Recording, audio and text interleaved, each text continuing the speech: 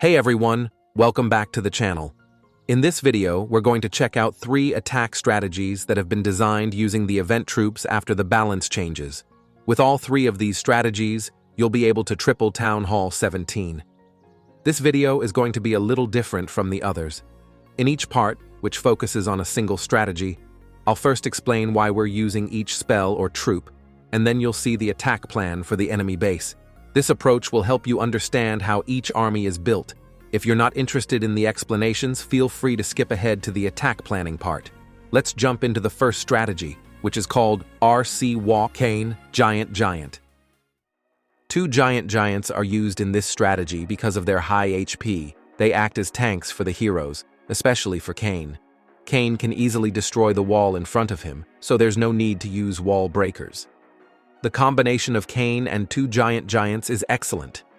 If a defense like Single Inferno or the Monolith locks onto Kane and Kane dies, then the Monolith or Inferno will lock onto the giants instead.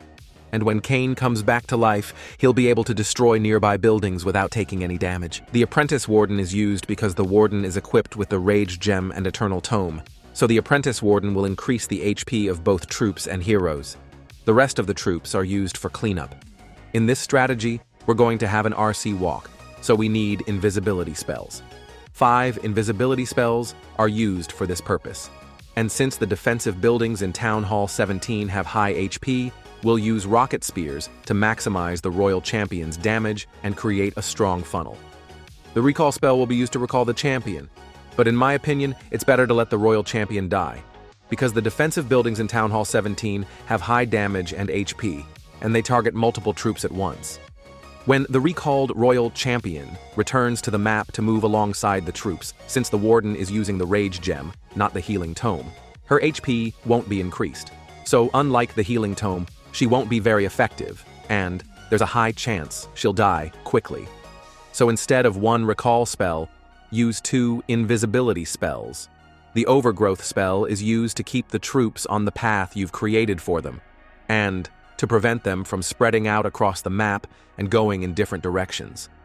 Considering that the clan castle contains the siege barracks, you can guess that it will be deployed on the opposite side of where the Royal Champion is used, along with the Queen, to prevent the troops from circling around and to keep them on the intended path. We'll also use a giant arrow to activate the invisibility spell tower with the Queen, if it's present on the map. Let's move on to attack planning for the opponent's base. The Monolith is extremely dangerous for Kane, Giant, and the heroes. On this map, it's placed in a way that makes it difficult for our troops to reach. So, we'll take it down using the Royal Champion, assisted by rocket spears and invisibility spells. When the Royal Champion is targeting the ricochet cannon, we'll cast an invisibility spell to hide both buildings, so that after the ricochet cannon is destroyed, the Royal Champion moves toward the Monolith. Once the Monolith is taken down, we will recall the Royal Champion. After the Royal Champion clears her area, we must decide which side to deploy our troops from. Since both the army camp with Kane and the Giant are on this side, the best choice is to start from here so that the troops can move toward the town hall. The Queen will be deployed on this side to unlock both structures. She will also use a giant arrow to activate the invisibility spell tower next to the town hall.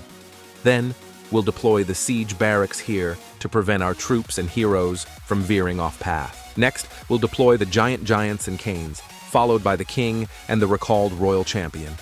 We'll use the Overgrowth spell like this, so that the troops move straight toward the town hall and don't get diverted to the right.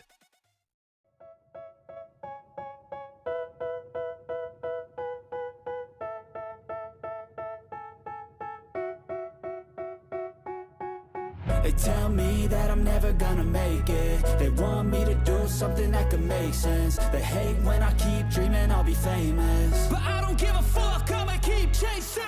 I got all this potential that's deep inside of me, but they hate when you're successful cause they try to be. They sit there being judgmental because you're trying things, and they just want you to settle and do the right thing. So get a good job, don't slack off. Wake up every morning, make a good impression on your boss. Don't do anything that I wouldn't do, and when you're making money, make sure you don't spend it too soon.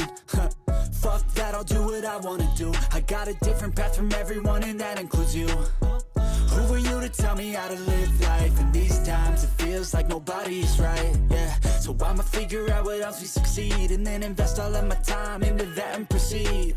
I need whatever the hell could make me happy, and I don't think you have a clue what could that be. They tell me that I'm never gonna make it. They want me to do something that can make sense. They hate when I keep dreaming I'll be famous, but I don't give a fuck, I'ma keep chasing. They tell me that I'm never gonna make it. They want me to do something that can make sense. They hate when I keep dreaming I'll be famous, but I don't give a fuck, I'ma keep chasing. I think this life could be special if I get rid of the devils. They think that I am a rebel, I think they want me to settle. There's nobody on my level. They think that work is too stressful, I think that work is essential. The grind is all in your mental, and I don't think you understand what I'll go through just to be in control of my life soon.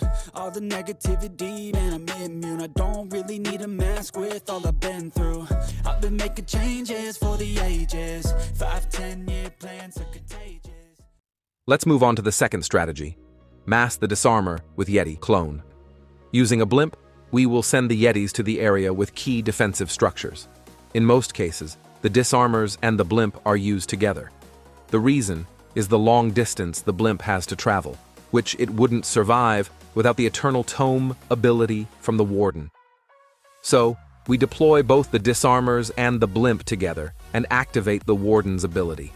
This protects both the blimp and the Disarmers from losing HP early. After the Disarmers got nerfed, they can no longer deal with the enemy's minion prince or any Air Clan Castle troops. That's why we need to pull out the enemy Clan Castle troops, using the King, Queen, wall breakers, or any other method we can, just to make sure they don't take down our Disarmers.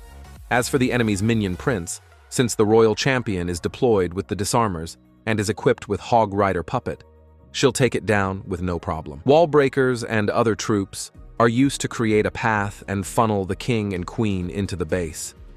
Only one rage spell is available, so we use the rage gem for the Warden's ability because we have no other rage spells for the Disarmers. Let's now watch the video plan for this attack. The Yetis must be cloned in the area with key defensive structures. In this spot, key defenses are close together, so we'll clone the Yetis right here. Next to the town hall, there is an invisibility spell tower that must be activated using a giant arrow. Now, it's time to choose where to deploy King and the Queen. We have two options, this side or this side. Due to the clan castle building and the army camp containing Kane, it makes sense to use the heroes on this side. But we must also consider that the monolith will easily kill Kane and the heroes. So, I'll deploy King and the Queen here and use Kane to lure out the enemy clan castle. Also, since there's a giant here, it can be freed and used as a tank for the heroes. To lure out the clan castle, I'll free Kane using a super barbarian. Kane will pull out the clan castle troops. The enemy clan castle contains super minions, which are easier to take down than super dragons. However, in my attack, I rushed the poison spell, so the super minions survived and killed the Disarmers. Still, because the pathing I planned for the King and Queen was good, they managed to finish the attack with 3 stars. After deploying the King and the Queen on this side, I'll send the Disarmers along with the Blimp and Royal Champion into the base and clone the Yetis at the planned spot.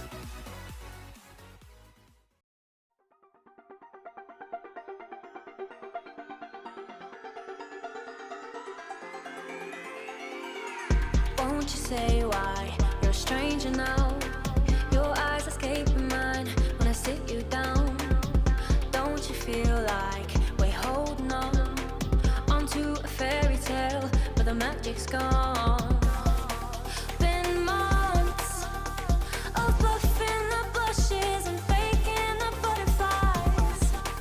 Wake up, yeah, I'm kicking the castle down. Ooh, yeah, I think it's time to talk. Ooh, yeah, I think it's time to talk.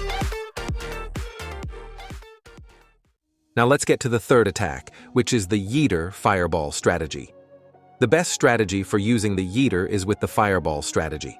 This requires 3 invisibility spells, 3 earthquake spells, since the opponent is at Town Hall 17, and a siege barracks. Like other fireball strategies, the idea is to destroy one area with the fireball and then clear the opposite side using the queen and siege barracks, so the troops are funneled toward the center instead of circling around the base. If there are invisibility spell towers, we'll activate them using a giant arrow. Balloons are used to check for air bombs to protect our healers. Freeze spells are for freezing defensive structures, enemy clan castle troops, or enemy heroes if they target our warden, to keep the warden alive.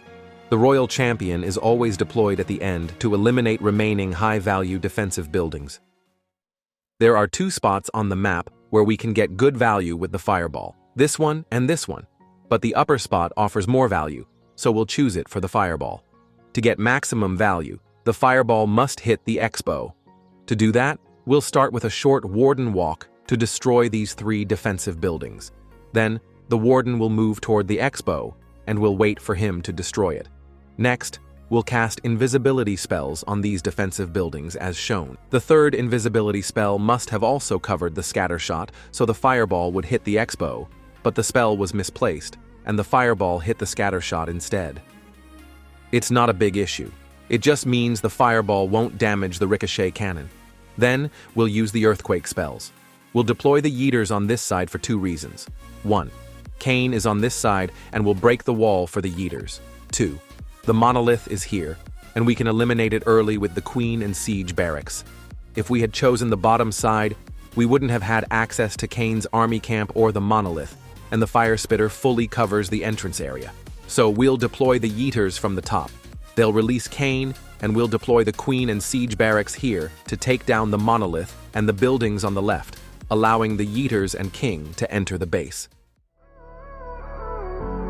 Gave you too much, now I'm swallowed. Now I'm the fool while you're breaking rules. Dangerous path that I follow. Oh, go on, just do what you do.